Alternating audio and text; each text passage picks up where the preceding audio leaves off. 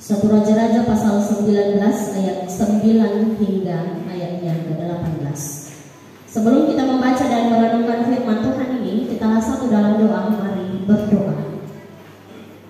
Ya Tuhan Allah sumber kekuatan bagi kami, Engkau senantiasa menyertai kami. Kami selalu bersyukur atas segala penyertaan-Mu, pemeliharaanmu, dan pertolongan-Mu sampai sekarang ini. Karena itu Bapa, kami akan senantiasa hidup setia di hadapan-Mu dengan dorongan firman Tuhan yang akan kami renungkan saat ini.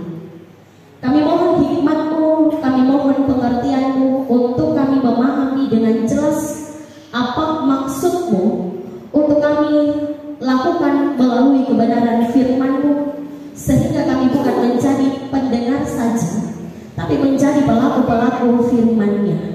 Sehingga dalam hidup kami Tuhan dipermuliakan. Dalam nama Tuhan Yesus kami berdoa kepadamu, amin.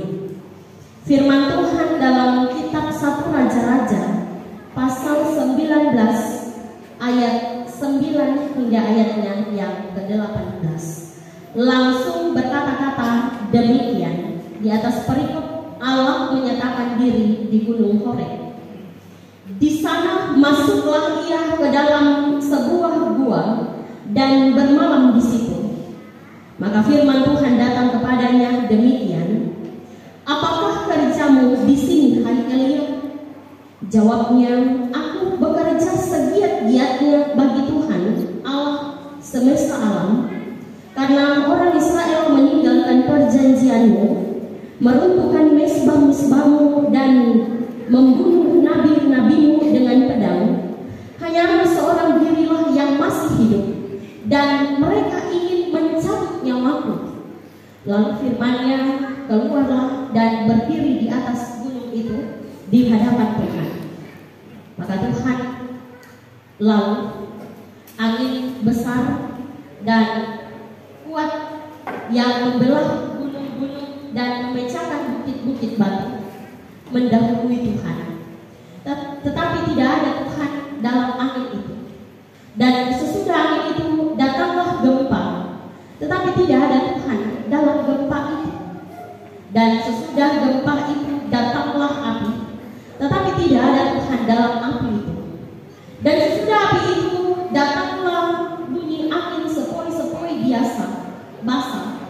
Segera sesudah Elia mendengarnya, ia menyembunyi mukanya dengan jubahnya, lalu pergi keluar dan berdiri di pintu gua itu. Maka datanglah suara kepadanya yang berbunyi, apakah kerjamu di sini, hai Elia? Jawabnya, aku bekerja segiat-giatnya bagi Tuhan Allah semesta alam, karena orang Israel meninggalkan perjanjian, meruntuhkan mezbah-mezbahmu, dan membunuh nabi-nabimu dengan pedang. Hanya aku seorang dirilah yang masih hidup, dan mereka ingin mencabut nyawaku. Firman Tuhan kepadanya, pergilah, kembalilah ke jalanmu melalui padang gurun ke Damsyik. Dan setelah engkau sampai, engkau harus mengurapi Hazael menjadi raja atas Aram.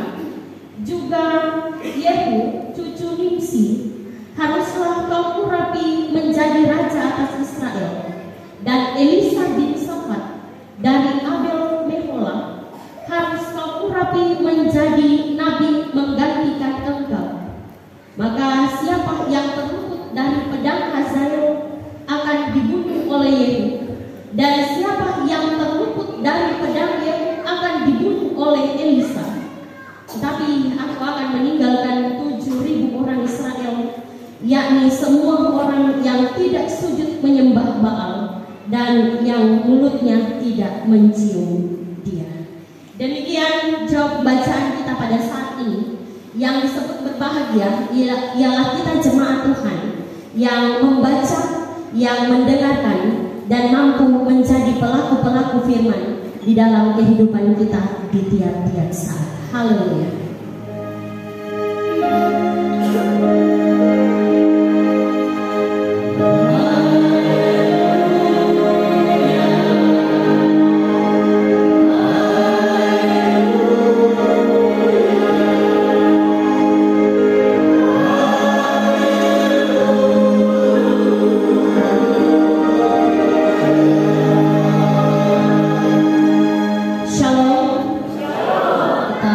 mengucap syukur kepada Tuhan Yesus Kristus oleh karena perkenaannya lah sehingga pada pagi hari ini kita kembali ada di rumah Tuhan dalam persekutuan ibadah yang memuji akan kebaikan Tuhan.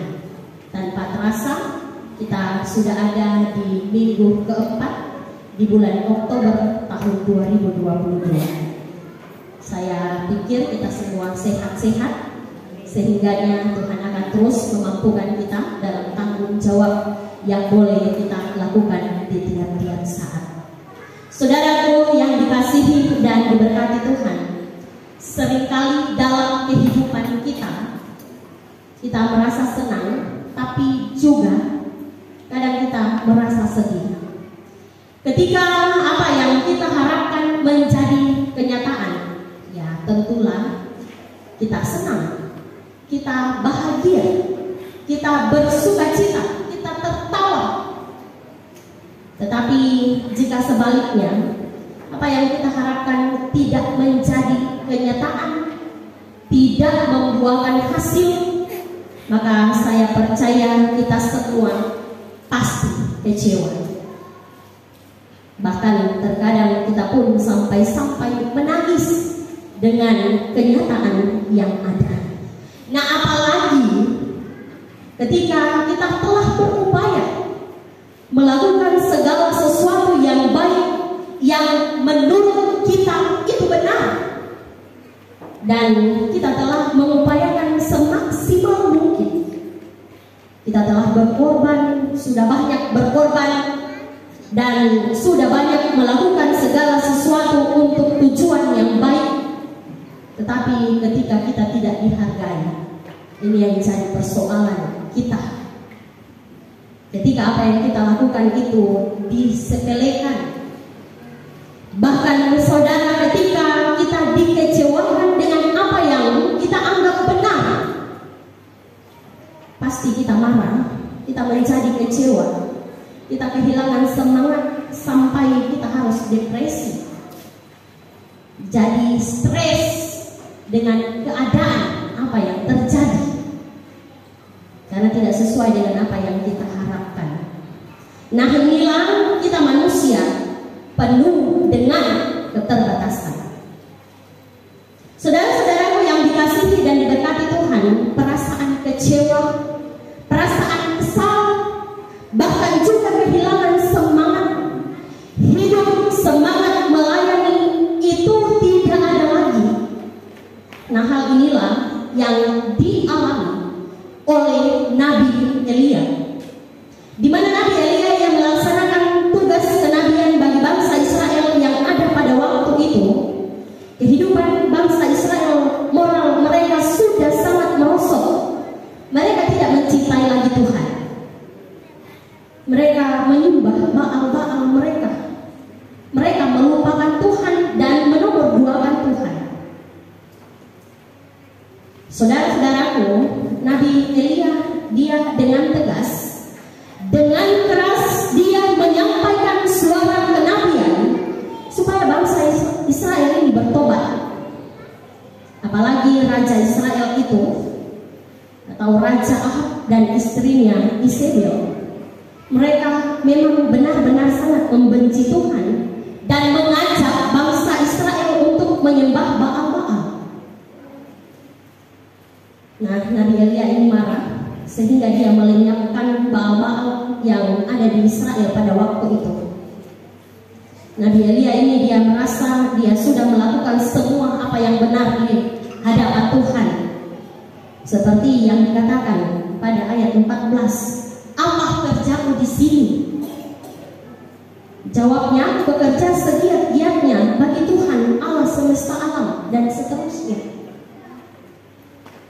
Elia merasa bahwa dia sudah bekerja semaksimal mungkin untuk menyenangkan hati Tuhan, tetapi ternyata Bapak Ibu, apa yang dia kerjakan tidak mendapat perhatian, tidak mendapat simpati, tidak mendapatkan penghargaan, tapi justru mendapatkan ancaman akan dihukum mati oleh istri Raja Ahab, yaitu Isabel, yang tidak taat akan Tuhan. Dalam keadaan yang demikian, Nabi Elia ini menjadi depresi, ia kecewa dan marah, bahkan sampai ia kehilangan semangat untuk melayani Tuhan. Di ayat 4 bagian B sebelum pembacaan kita, cukuplah itu sekarang. Nah, inilah keterbatasan manusia. Elia tidak sanggup lagi menghadapi kenyataan, padahal dia merasa dia sudah berbuat apa yang baik. Karena itu Tuhan menyatakan kuasanya kepada Nabi Elia, bahwa Tuhan memberi makan, Tuhan menyediakan roti, air bagi Elia untuk melanjutkan perjalanan 40 hari 40 malam menuju ke Gunung Horeb. Nah, di Gunung Horeb ini Tuhan kembali menyatakan kuasanya kepada Nabi Elia, bahwa perjumpaan Tuhan dengan Nabi Elia sangat luar biasa. Hal ini mengingatkan kepada kita, apapun yang terjadi dalam perjalanan kehidupan kita, Tuhan itu punya rencana, Tuhan itu punya kuasa, Tuhan berdaulat atas segala-galanya. Kalau saat ini mai saji, berarti tunggu dulu, kita bersabar. Firman Tuhan mengantar kita pada saat ini bahkan mengingatkan kepada kita bahwa hidup kita ada dalam tangan Tuhan.